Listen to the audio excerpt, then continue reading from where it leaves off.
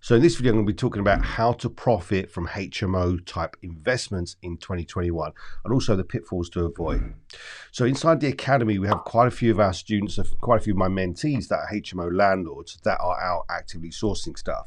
And through our advertising mediums, we have online sales channels, we have deal sources, we have various people and various mechanisms that bring deals into our deal pipeline.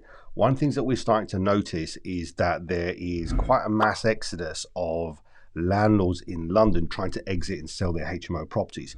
So it's a good indicator there's actually a bit of a challenge going on. So one of the things I've seen, especially in the last week, we've had about 12, 13 HMOs within the London area being offered for sale. And these are licensed HMOs all up and running. Now, the reason for this is because there's probably been a mass exodus due to COVID. You've had a lot of people who've got empty rooms, student accommodation, that kind of things. If you think about it, for the last 12 months, a lot of the students haven't had to go in. Everything's done by Zoom call. So there's a lot of student landlords, student HMOs that have been empty. And we're starting to see more and more distressed HMO landlords kind of trying to offload their stock. So it's just something to be mindful of. This is what's going on where we are in London. We operate between London and Kent. It might be different in different parts of the country.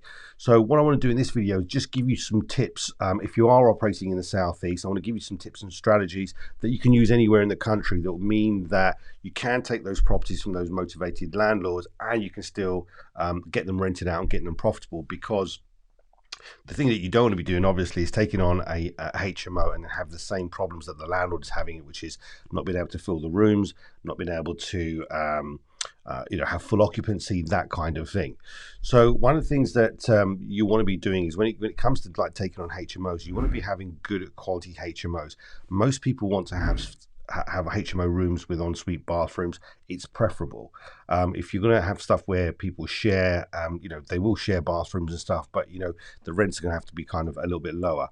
People tend to want to be self-contained.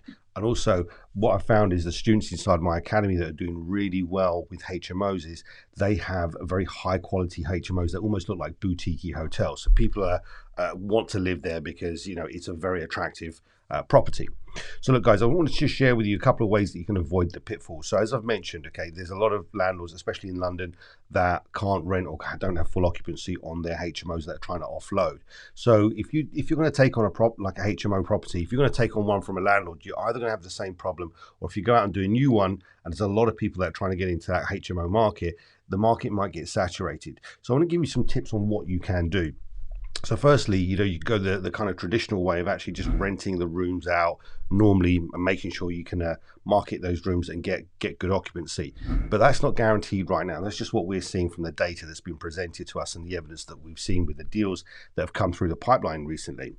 The second thing that you can do is, if you cannot rent it out down that kind of traditional way of putting private tenants in, then you can explore the LHA market. So what is LHA? So that's the local housing allowance. This is people in receipt of benefits, people who will get something like housing benefit or universal credit. Now, this is a market that I entered into in fact, when I started out in 2002, predominantly my tenants were DSS tenants. Local housing allowance wasn't out then. But it's a pretty good model if you get the right type of tenants in, because you tend to get paid directly, or you can get paid directly from the local authority. So you haven't got to go through the tenant. And once it's set up and running, it tends to be pretty regular. Now, the rents can vary from place to place. And sometimes the rents can be a little bit above market value. Sometimes they can be a little bit below.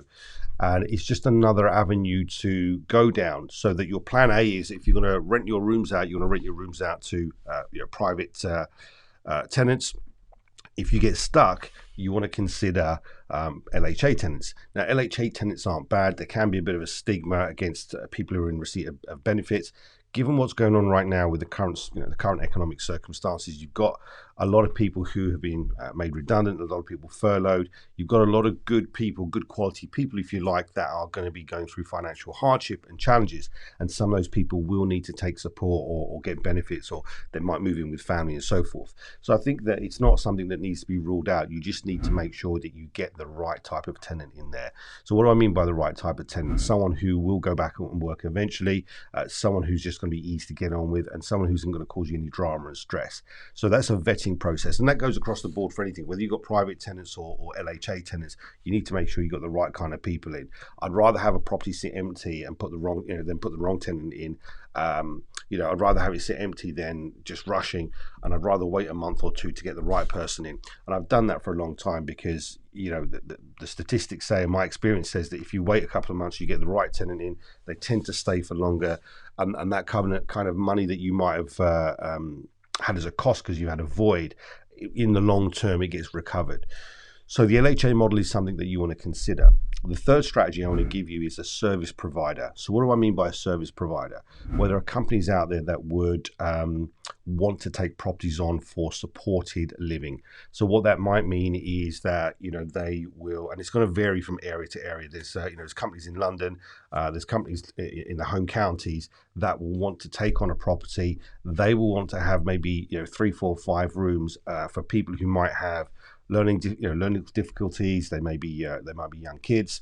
It will just be some kind of organization, a government organization or a charity that will take the property on. They manage the tenants, but they will give you a guaranteed rent for the property, and then they'd have their tenants in there and they'll take care of that side of things. One of my students is doing very well with that, and she's got a great relationship with the service provider, and they're always asking her, do you have any more HMOs? So what you've now opened up the opportunity for the kind of tenants that you can get coming in. Okay, so you've got your traditional tenants, which will be your private tenants, you've got LHA tenants, and then you've got a service provider, which it's almost like a corporate let really, but you're renting it out to a company or an organization or a charity that will be looking to take it on and put their own tenants in. This is quite an attractive proposition because it means you don't have to deal with any of the tenants. You don't have to deal with checking in, checking out. They deal with all that stuff. So you're dealing with one person or one organization. You just have to deal with the maintenance and obviously the kind of landlord's obligations that you have. So this is a strategy that I've advised my students to take on board, and any new HMOs that we would get into our portfolio, this is what we'd be doing, because HMOs, they can be incredibly profitable, but they can also be incredibly hands-on, and they take a level of management. So going forwards in 2021, this is what I'd advise people to do. So what I'm advising my students to do is, when it comes to doing these types of deals, make sure you can get occupancy. So the private route, the LHA route, and the service provider route. So I hope you found this video useful. Put your comments in the comment section below, like and subscribe, and I'll see you in the next video. Take care. Bye for now.